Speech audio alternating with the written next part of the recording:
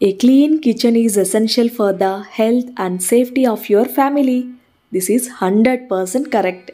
Welcome back to our channel. నేను మీ సంధ్యా రూపేష్. అందరూ ఎలా ఉన్నారు? మీరందరూ ఆనందంగా ఆరోగ్యంగా ఉండాలని మనస్ఫూర్తిగా కోరుకుంటూ ఇవాల్టి వీడియో స్టార్ట్ చేసేద్దామా? సో ఈ పాటికి మీకు అర్థమైపోయి ఉంటుంది కదా, ఇది కిచెన్ రిలేటెడ్ వ్లాగ్ అని. సంక్రాంతి టైంలో హౌస్ డీప్ క్లీనింగ్ చేసుకున్నాను కదా, బట్ ఉన్న తక్కువ టైంలో ఊరికి కూడా వెళ్ళాలి, ఇవన్నీ ఉండేసరికి అవసరమైనవి అవసరం లేనివి అన్నీ సర్ది పెట్టేశాను. ఇక ఆ తర్వాత ఫ్రీ అయ్యి కొంచెం కిచెన్ని ఆర్గనైజ్ చేసుకుందామని ఇలా మనం యూజ్ చేయని ఐటమ్స్ ఉంటాయి కదా, వాటన్నిటిని కార్గేటెడ్ బాక్సెస్లో ప్యాక్ చేసి పైన పెట్టేస్తున్నాను. కిచెన్ ఎప్పుడు ఫంక్షనింగ్గా నీట్గా ఆర్గనైజ్డ్గా ఉండాలంటే మనకు కావాల్సిన వస్తువులు హ్యాండీగా ఉండేటట్టు చూసుకోవాలి. మెయిన్గా కిచెన్లో ఎలక్ట్రానిక్ డివైజెస్ దగ్గర నుంచి కుకింగ్ యూటెన్సిల్స్ వరకు మనకి ఏది అవసరమో దాన్ని మాత్రమే చూస్ చేసుకోవాలి. అండ్ ఇంకొక మెయిన్ థింగ్ ఏంటంటే కిచెన్లో sink area and counter top రెండింటిని నీట్ అండ్ క్లీన్గా ఉంచుకోవడానికి ట్రై చేయాలి. ఎప్పటికప్పుడు పాత్రలను క్లీన్ చేసేసుకుంటే పని కూడా ఈజీగా ఉంటుంది. నాకు కిచెన్లో ఒక కార్నర్కి ఇలా స్టోరేజ్ స్పేస్ వచ్చింది. ఆ స్పేస్ని ఏంటంటే నేను కడాయిలు కానీ క్యాస్ట్ ఐరన్ పాత్రలు ఇవన్నీ ఉంటాయి కదా, వీటన్నిటిని నీట్గా ఆర్గనైజ్ చేసుకున్నాను. కిచెన్ డ్రాయర్స్ని కూడా ఒకసారి క్లీన్ చేసుకున్నాను. వీటన్నిటిని ఇంకా ఆర్గనైజ్ చేసుకోవాలి. నాకున్న తక్కువ టైంలో బిజీ స్కెడ్యూల్లో ఒకవైపు షూట్ ఉంటుంది, కంటెంట్ ప్రిపరేషన్, ఇవన్నీ పక్కన పెడితే కిచెన్లో క్వాలిటీ టైంని స్పెండ్ చేయడానికి నేను ఎక్కువ ఇష్టపడతాను. సంక్రాంతికి ఊరెళ్ళి వచ్చిన తర్వాత అందరికీ కోల్డ్. సో లంచ్లోకి ఈరోజైతే చికెన్ కర్రీని ప్రిపేర్ చేస్తూ ఉన్నాను. ఆనియన్, టమాటా, జింజర్ గార్లిక్ పేస్ట్ వీటన్నిటిని ఫ్రై చేసే పని లేకుండా క్విక్గా ఇన్స్టెంట్గా 10 మినిట్స్లో ఈ కర్రీని ప్రిపేర్ చేసుకోవచ్చు. నెక్స్ట్ వ్లాగ్లో ఎప్పుడైనా షేర్ చేస్తాను ఈ రెసిపీని. ఇక్కడైతే ఈవినింగ్ కాఫీకి అండ్ పిల్లలకి మిల్క్ని బాయిల్ చేస్తూ ఉన్నాను. దీనికి మిల్క్ కుక్కర్ని యూస్ చేస్తూ ఉన్నాను. పాలు కాంచడానికి గిన్నెను పెడితే అవి ఎక్కడ పొంగిపోతాయని ఏ వర్క్లో ఉన్నా సరే వాటిని పక్కన పెట్టి చూస్తూ ఉండాలి మధ్య మధ్యలో. ఆ టెన్షన్ లేకుండా, పొంగిపోతే మళ్ళీ క్లీన్ చేయాలని లేకుండా బెస్ట్గా నేనైతే కుక్కర్ని యూస్ చేస్తూ ఉన్నాను. నెక్స్ట్ డే మార్నింగ్కి ఇడ్లీ ప్రిపేర్ చేస్తున్నాను బ్రేక్ఫాస్ట్లోకి. అడగడం మర్చిపోయాను, ఇంతకీ మీలో ఎంతమంది ఇప్పటికి కూడా ఇడ్లీని క్లాత్ వేసి పెడుతూ ఉన్నారు? ఒకసారి కమెంట్స్లో చెప్పండి. ఎంతైనా ఇడ్లీ అలా క్లాత్ వేసి పెడితే చాలా టేస్టీగా వస్తుంది కదా. నాకు తెలిసి ఆల్మోస్ట్ కుకింగ్లో కూడా ఒక్కొక్కరిది ఒక్కొక్క స్టైల్ ఉంటుంది. నేనైతే చూస్తున్నారు కదా, ఇక్కడ ఇడ్లీ ప్లేట్స్కి కొంచెం ఫ్యూ డ్రాప్స్ గీ వేసేసి అలా మొత్తం అప్లై చేసేసి అందులో పిండి వేసి పెట్టేస్తాను. ఇంతకుముందు చాలా రోజుల వరకు నేను అల్యూమినియం ఇడ్లీ కుక్కర్ ఉంటుంది కదా, స్టీమర్, దాన్నే యూస్ చేసేదాన్ని. కాకపోతే మెల్లమెల్లగా అన్నీ కూడా చేంజ్ చేస్తూ వస్తూ ఉన్నాను. చాలామంది ఇలా అనుకుంటుంటారు కదా, ఆ వంట చేయడానికి నాన్ స్టిక్ అయితే ఏంటి, లేకపోతే అల్యూమినియం అయితే ఏంటి, ఏదైనా ఒకటే కదా అని. మనం ఒకసారి ఆలోచిస్తే మార్నింగ్ బ్రేక్ఫాస్ట్ దగ్గర నుంచి లంచ్, డిన్నర్ ప్రతిదానికి మనం టైం తీసుకొని కుక్ చేస్తూ ఉంటాము. కుక్ చేసేటప్పుడు ప్రతి ఒక్కరూ అనుకుంటారు హెల్దీ ఫుడ్ ప్రిపేర్ చేయాలని. వెజిటబుల్స్ దగ్గర నుంచి మనం వంటకు ఉపయోగించే ప్రతి ఇంగ్రీడియంట్ హెల్దీగా ఎలా ఉండాలనుకుంటామో అదేవిధంగా మనం వంట చేసే పాత్రలు కూడా మన హెల్త్పై చాలా ఇంపార్టెంట్ రోల్ ప్లే చేస్తాయి. ఫర్ ఎగ్జాంపుల్ చెప్పాలంటే నాన్ స్టిక్ క్యాన్సర్ కాజ్ అని మనందరికీ తెలుసు. అందుకే ఇవన్నీ అవాయిడ్ చేయడం చాలా ఇంపార్టెంట్. ఆల్మోస్ట్ నా కుకింగ్ వీడియోస్లో మీరందరూ చూసే ఉంటారు. ఈ ఇడ్లీ స్టీమర్ని కూడా నేను స్టీల్ది తెప్పించుకున్నాను.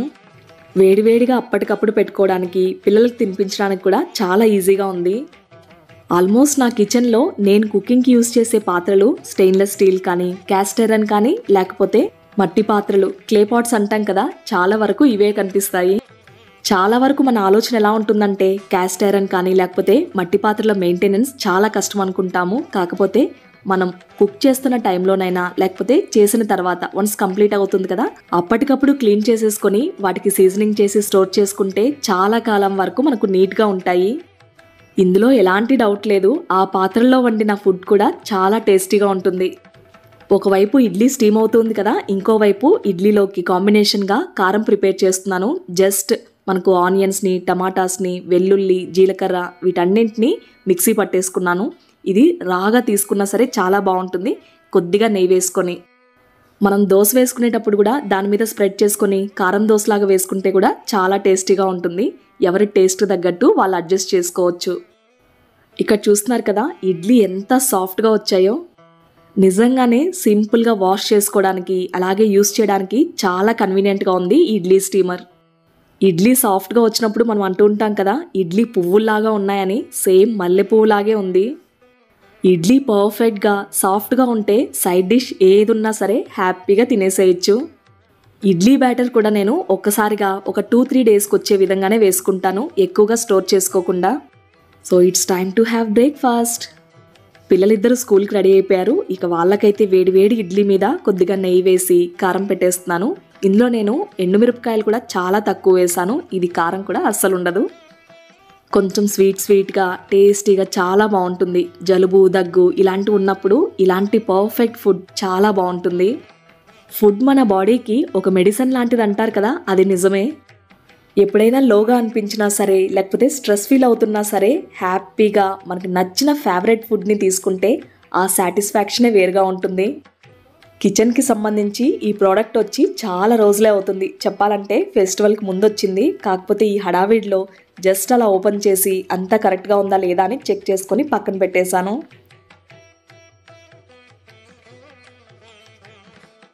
మెయిన్గా ఏదైనా కొరియర్ పార్సల్ ఓపెన్ చేయాలంటే కనిష్క వచ్చేస్తుంది, నేను ఓపెన్ చేస్తాను అని. కనిష్క స్కూల్కి వెళ్ళిపోయిన తర్వాత నేను దీన్ని ఓపెన్ చేస్తున్నాను. వీడియో స్టార్టింగ్లో చూసారు కదా, నాన్ స్టిక్ ప్యాన్స్ చాలా రోజుల నుంచి యూజ్ చేయనివి, పనియారం ప్యాన్ ఇవన్నీ ఉంటే పక్కకు తీసి పెట్టేశాను. ఆల్మోస్ట్ ఒక 4 to 5 years నుంచి ఆ నాన్ స్టిక్ పనియారంనే యూజ్ చేస్తూ ఉన్నాను. కాకపోతే ఆ కోటింగ్ అంతా కొద్దిగా వచ్చేస్తుంది యూజ్ చేస్తూ ఉంటే. రూపేష్ అన్నారు, క్యాస్టర్ అండ్ కడాయి లాగే క్యాస్టర్ అండ్ పనియారం కూడా ఉంటుంది కదా, దాన్ని తెప్పించేసుకో, ఈజీగా ఉంటుంది అండ్ హెల్త్కి కూడా మంచిది అని. మనం అనుకుంటాం కానీ కిచెన్లోనైనా లేకపోతే ఇంట్లో ఏ వస్తువులైనా చాలా రోజుల నుంచి వాడకుండా ఉంటాయి కదా, వాటిని మార్చేసేయాలని. కాకపోతే చాలా టైమే తీసుకుంటుంది. సో ఫైనల్గా నేను తెప్పించుకున్న క్యాస్టర్ అండ్ పనియారం ప్యాన్ ఇలా వచ్చింది. నేను ఇంతకుముందు యూజ్ చేసే నాన్ స్టిక్ ప్యాన్ అయితే నాకు 7 to 9 వచ్చేటివి, చాలా చిన్న సైజ్ది అది. ఇది వచ్చేసరికి 12 ఉన్నాయన్నమాట. నార్మల్గా గుంత పొంగనాలే చాలా టేస్టీగా ఉంటాయి, అందులోనూ క్యాస్ట్ ఐరన్లో చేసుకుంటే ఇంకా టేస్టీగా ఉంటాయని విన్నాను. ఈ క్యాస్ట్ ఐరన్ పనియారం ప్యాన్ వచ్చేసరికి మనకు ప్రీ సీజన్, స్పెషల్గా మనం సీజనింగ్ చేయాల్సిన పని లేదు.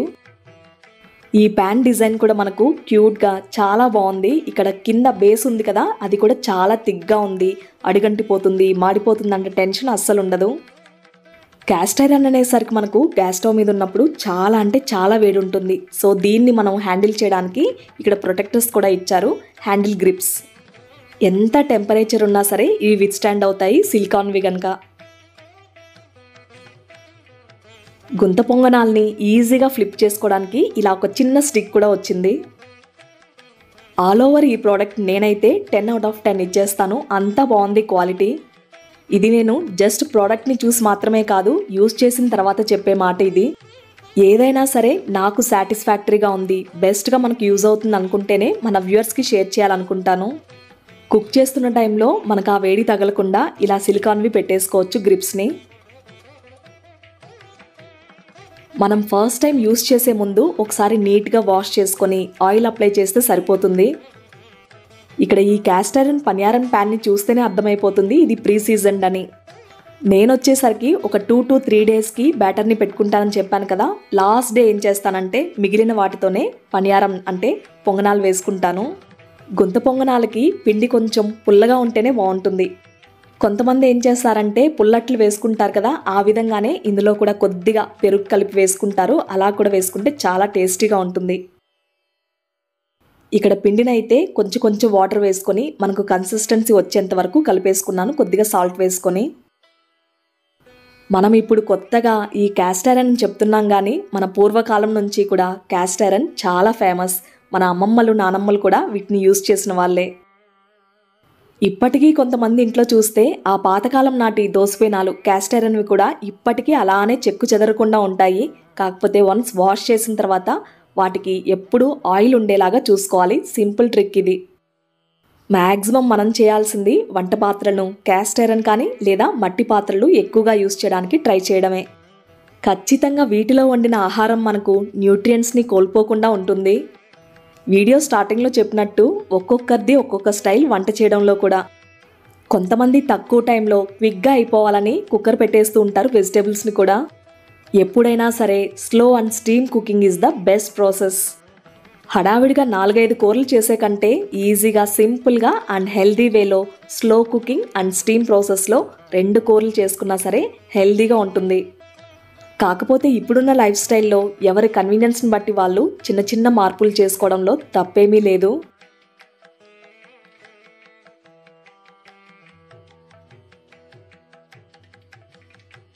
మీతో మాట్లాడుతూ పిండిని కూడా కలిపేసుకున్నాను. ఇందులో చాప్ చేసిన ఆనియన్స్ని అలాగే కొద్దిగా జీలకర్రని వేసుకుంటూ ఉన్నాను. ఇంకా మీకు కావాలంటే పచ్చిమిర్చి అలాగే కొత్తిమీర కూడా యాడ్ చేసుకోవచ్చు. కాకపోతే పిల్లలు తినరు, అందుకే ప్లెయిన్గా చేస్తూ ఉన్నాను.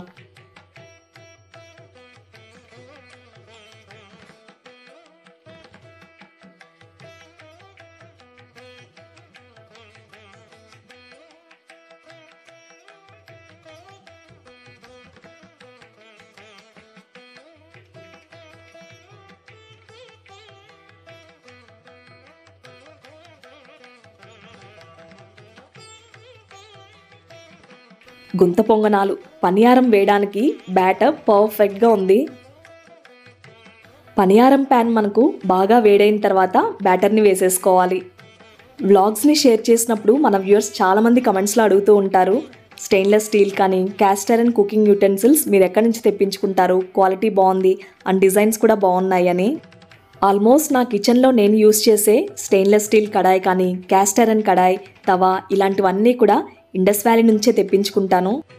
క్వాలిటీ ది బెస్ట్గా ఉంటాయి, అందుకే ఒక్కొక్కటిగా కిచెన్లోకి యాడ్ చేసుకుంటాను. ఇంకొక విషయం చెప్పడం మర్చిపోయాను, మీరు పర్చేస్ చేసే టైంలో కూపన్ కోడ్ SANDHYA అని యూస్ చేస్తే ఎక్స్ట్రా 12% డిస్కౌంట్ని గెయిన్ చేయొచ్చు. నాన్ స్టిక్ తవాస్లో ప్యాన్స్లో ఎలా అయితే మనకు అంటుకోకుండా వస్తాయో అదే విధంగా ఈ ప్రీ సీజన్ క్యాస్ట్ ఐరన్ ప్యాన్లో కూడా మనకు అంటుకోకుండా నీట్గా వచ్చేస్తాయి. నేను తీసుకున్న ఈ పనియారం ప్యాన్కి లిడ్ లేదు. ఆల్మోస్ట్ నా దగ్గర ఉన్న ఇండస్ వ్యాలీ వాటికన్నిటికీ లిడ్స్ ఉంటాయి కదా, వాటినే యూస్ చేసుకోవాలనుకున్నాను. ఈ గ్లాస్ లిడ్ అయితే ఈ పనియారం ప్యాన్కి పర్ఫెక్ట్గా ఫిట్ అయింది. ఈ క్యాస్ట్ ఐరన్ పనియారం ప్యాన్లో మనకు విత్ లిడ్ను కూడా ఉన్నాయి, మీ రిక్వైర్మెంట్ని బట్టి చూస్ చేసుకోవచ్చు.